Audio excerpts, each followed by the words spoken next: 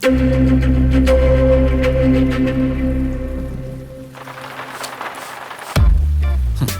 കുടിക്കണമെന്ന് ഡയറക്റ്റായിട്ട് ചോദിച്ചാ പോലെ എന്തിനാ ഈ ഡ്രാമയൊക്കെ? ഹലോ, കുട്ടികൾക്ക് ഫുഡ് ബോർഡ്സ് കൊടുത്തോണ്ടിരിക്കുകയാണോ? ആ, ചെടികൾക്ക് ജലദോഷം പിടിക്കാതിരിക്കാൻ മെഡിസിൻ കൊടുത്തോണ്ടിരിക്കുക. ആഹാ, ചെടികൾക്ക് പകരെ ആ മെഡിസിൻ താൻ എടുത്താൽ കൊള്ളായിരിക്കും.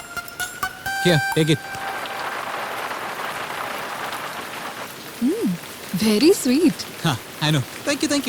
ഹേയ്, ഞാൻ കോഫിയിൽ ഷുഗർ കൂടിയതിന്റെ കാര്യം പറയുന്നത്. അതിരിക്കട്ടെ, കോഫി ഇടുമ്പോ എന്നെ കുറിച്ച് എന്തെങ്കിലും ചിന്തിച്ചായിരുന്നോ? അങ്ങനെ ചോദിച്ചാൽ അത് പിന്നെ എന്തുപറ്റി? ഒന്നും വിചാരിച്ചില്ലേ? പറയണമെങ്കിൽ ഒരുപാട് വിചാരിച്ചു, ഒരുപാട് അറിഞ്ഞു. ശ്രുതി വളരെ നല്ല പേരാണ്, പക്ഷെ തനിക്ക് സൂട്ടാവുന്നില്ല. ആയുർവേദിക് ഡോക്ടർ ഒട്ടും സൂട്ടാവുന്നില്ല. എന്നാലും എന്ത് ചെയ്യാനാ? You are an interesting person, adjust ചെയ്യാം. ട്രെയിലർ കണ്ടങ്ങ് ഡിസൈഡ് ചെയ്യണ്ട, മൊത്ത സിനിമയും കണ്ടിട്ട് പറഞ്ഞാൽ മതി.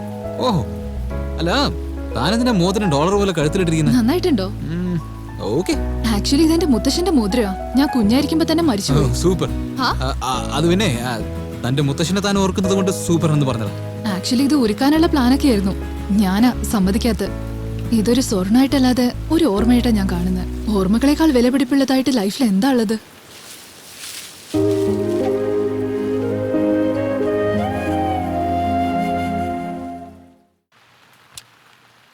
ശ്രുതി, ഞാനൊരു ക്വസ്റ്റ്യൻ ചോദിച്ചോട്ടെ? എന്തിനാ ലേറ്റ് ആക്കുന്നത്? ചോദിച്ചോന്നേ. അല്ല, ആ ഫോട്ടോയില് അമറിന്റെ അടുത്തുണ്ടായിരുന്ന ആ കുട്ടി ഏതാ? അപ്പോഴേക്ക് സംശയം തുടങ്ങിയല്ലേ? നിങ്ങളുടെ സിസ്റ്റർ നിൽക്കേണ്ട അടുത്ത് വേറെ ഒരാള് നിൽക്കുകയാണെങ്കിലേ അത് ദൈവം തന്ന അനിയത്തിയാ. My cousin sister. സോറി. നിങ്ങൾക്ക് നിങ്ങളുടെ അനിയത്തി കൂടുതൽ ഇഷ്ടം തോന്നുന്നു. ഇഷ്ടമെന്ന് പറയാൻ പറ്റില്ല, എന്റെ ജീവന. ഈ ലോകത്തിൽ എനിക്ക് വേണ്ടി ആരെങ്കിലും ഉണ്ടോന്ന് ചോദിച്ചാൽ അത് അവള് മാത്രമാണ്.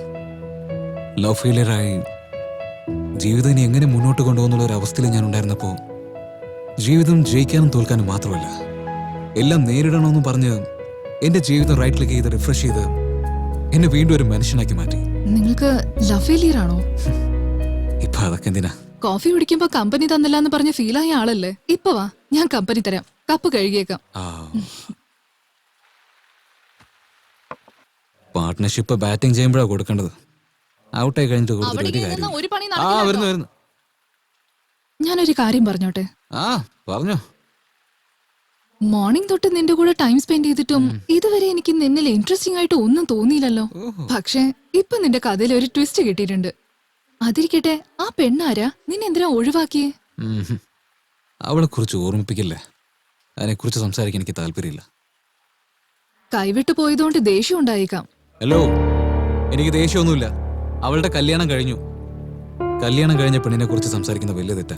വേറെ ഒന്നുമല്ല, നിന്റെ ഫ്ലാഷ് ബാക്ക് എന്താന്നറിഞ്ഞാ നീ പെണ്ണുങ്ങൾ എങ്ങനെ ട്രീറ്റ് ചെയ്യാ, നിങ്ങളുടെ ഇടയിൽ എന്താ സംഭവിച്ച്, ഇതൊക്കെ ഞാൻ അറിഞ്ഞു കഴിഞ്ഞാ ഫ്യൂച്ചറിൽ നമുക്ക് ഇടയിൽ വഴക്കുണ്ടാവുമ്പോ അതെങ്ങനെ സോൾവ് ചെയ്യേണ്ടെന്ന് എനിക്ക് അറിയാലോ. എനിക്ക് താല്പര്യമില്ല, പ്ലീസ് എന്നെ ഫോഴ്സ് ചെയ്യല്ലേ. അയ്യോ, ഫുൾ ആയിട്ടൊന്നും പറയണ്ട.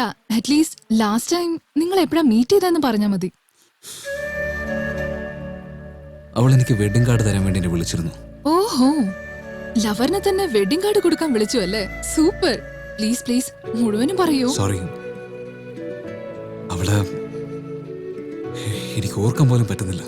ഓക്കെ ഓക്കെ, നീ അവളെ മനസ്സിൽ ഓർത്തോണ്ട് പറയണ്ട. അവളുടെ സ്ഥാനത്ത് സണ്ണി ലിയോനെ ഓർത്ത് പറഞ്ഞാ മതി. ലവ് സ്റ്റോറി പറയുമ്പോ ആരെങ്കിലും അവരെ കുറിച്ച് വിചാരിക്കോ? ഞാൻ ഓക്കെയാണോ? എന്റെ കണ്ണുകളിലേക്ക് നോക്കി എന്നെ മൈൻഡിൽ വെച്ചിട്ട് പറഞ്ഞാ മതി.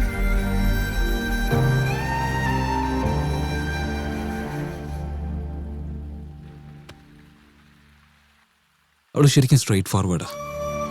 Long hair, beautiful smile, fantastic ice.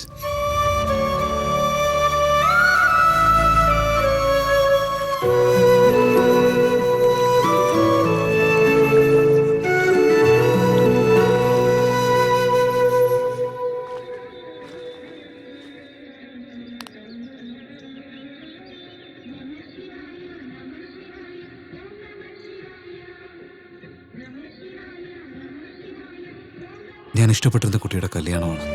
അവളുടെ ജീവിതകാലം മുഴുവനും നന്നായിരിക്കണം.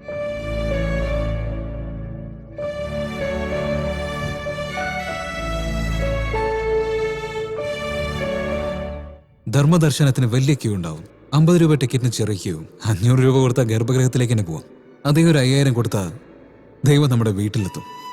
പക്ഷേ ലൈഫിനെ മുഴുവനായി കൊടുത്താലും പെണ്ണുങ്ങൾ എപ്പോഴും നമ്മളെ വെയിറ്റ് ചെയ്യിപ്പിക്കും.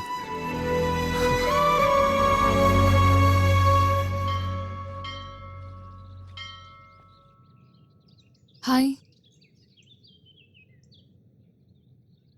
ഒരുപാട് നേരമായോ വന്നിട്ട്? Just 3 hours. അമ്പലത്തിൽ സമയം ചെലവാക്കുന്നത് പുണ്യമുള്ള കാര്യല്ലേ? നമ്മൾ ഒരാൾക്ക് വേണ്ടി ഇത്രയും നേരം വെയിറ്റ് ചെയ്യുന്നുണ്ടെങ്കിൽ ജോലിയും കൂലി ഇല്ലാത്തവനെന്നല്ല അർത്ഥം. വരുന്ന ആൾക്ക് എത്രമാത്രം ഇമ്പോർട്ടൻസ് കൊടുക്കുന്നു എന്നർത്ഥം. ആ, കാര്യം അറിഞ്ഞിരുന്നു. എനിക്ക് കിട്ടിയ ഇൻഫർമേഷൻ പ്രകാരം ഞാൻ അറിഞ്ഞത് നിന്റെ കല്യാണം നിശ്ചയിച്ചു എന്നാ.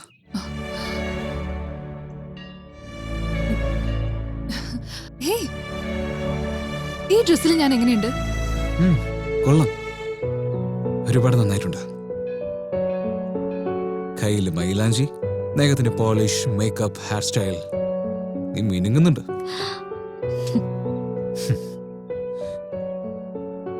പക്ഷേ നിന്റെ ആ ചിരിയുണ്ടല്ലോ, എന്റെ മനസ്സിനെ കുത്തി ജീവനെടുക്കുന്ന പോലെയുണ്ട്. എന്തുപറ്റി? ദേഷ്യമാണോ? ഉണ്ട്, പക്ഷേ നിന്നോടല്ല. അപ്പൊ കല്യാണത്തിന് വന്നൂടെ? നീ എന്നെ കല്യാണത്തിന് വിളിച്ചോ? എന്റെ കല്യാണത്തിന് ഞാൻ നിന്നെ വിളിക്കണോ? ചെരുപ്പ് നമ്മുടെതാണ്, പക്ഷെ നമ്മൾ വീടിന്റെ പുറത്ത് അഴിച്ചിടുന്നു. പക്ഷെ അത് എപ്പോഴും നമുക്കൊരു തുണയായി നമ്മുടെ കൂടെ തന്നെ ഉണ്ടാവും. അതിന് വീട്ടിനകത്ത് എനിക്ക് നിന്റെ ലൈഫിൽ രണ്ടിനും എൻട്രി ഇല്ല. സ്നേഹിക്കാൻ മാത്രം ഞാൻ ഓക്കെ, പക്ഷെ കല്യാണത്തിന് മാത്രം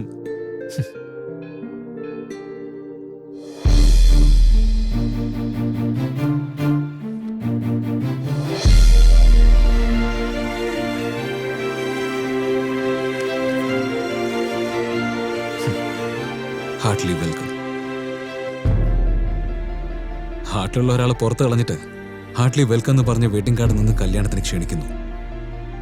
അതിന് പകരം വെഡിങ് കാർഡ് തന്നിട്ട് എന്റെ കല്യാണത്തിന് വന്നു പോരുന്നെന്ന് പറഞ്ഞാൽ കൂടുതൽ സന്തോഷിച്ചെന്നെ. അബി, എന്നെ നഷ്ടപ്പെട്ടു എന്ന് കരുതി നീ ദേവദാസനെ പോലെ ആവരുത്. ആവശ്യമില്ലാത്ത ഐഡിയ തരാൻ മാത്രം റെഡിയായിരുന്നോ?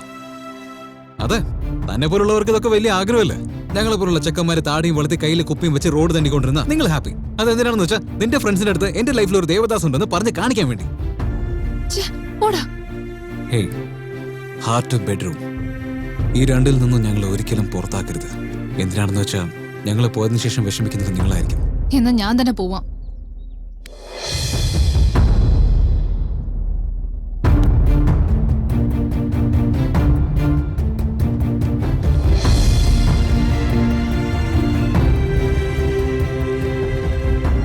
എന്റെ സ്നേഹം ഒരു സ്വപ്നം പോലെ മാഞ്ഞു പോകുന്നത് ഞാൻ ഒരിക്കലും പ്രതീക്ഷിച്ചില്ല.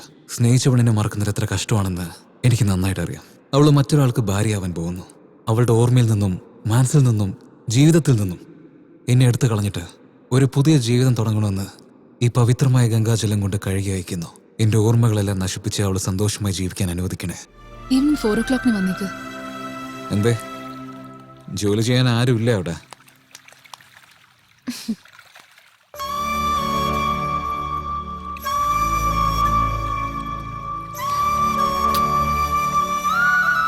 മരിക്കാൻ കിടക്കുന്നവന് തുളസി ജലം കൊടുക്കുന്ന പോലെ അവസാനമായിട്ട് ഒരു ഉമ്മ തന്നിട്ട് പോവാണോ?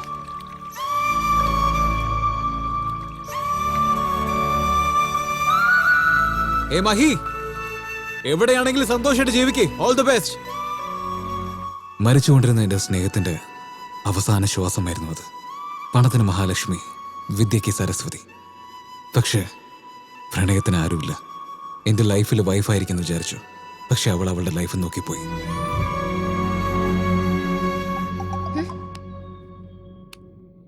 ഹേ, ടിവിയിലെ എന്റെ ഫേവറേറ്റ് ഹീറോയുടെ പടം ഓടുന്നുണ്ടെന്ന്. വാ, നമുക്ക് പോയി കാണാം. കം.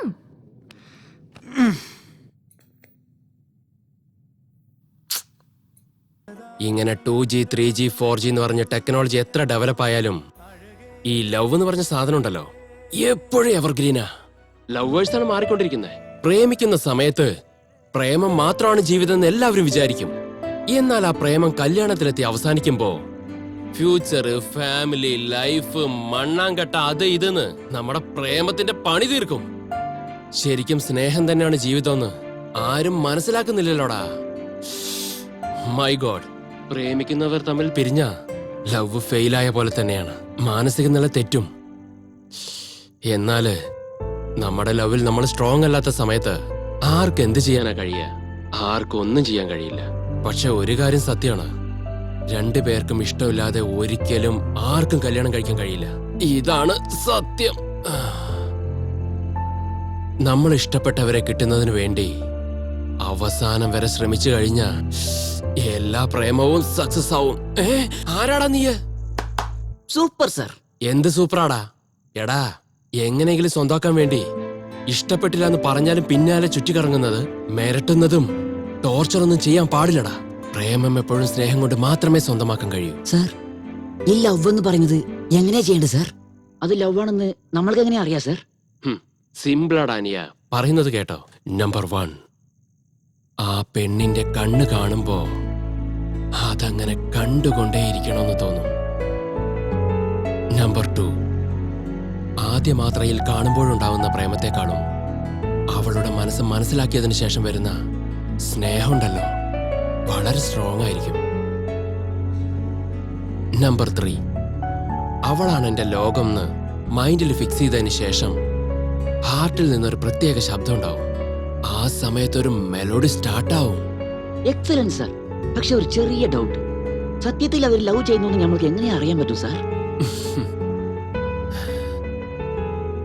നമ്മൾ സ്നേഹിക്കുന്നവർ നമുക്ക് ചുംബനം തരുമ്പോൾ അത് നമുക്ക് മനസ്സിലാവും അവര് നമ്മളെ എത്രയധികം ഇഷ്ടപ്പെടുന്നു എന്ന്.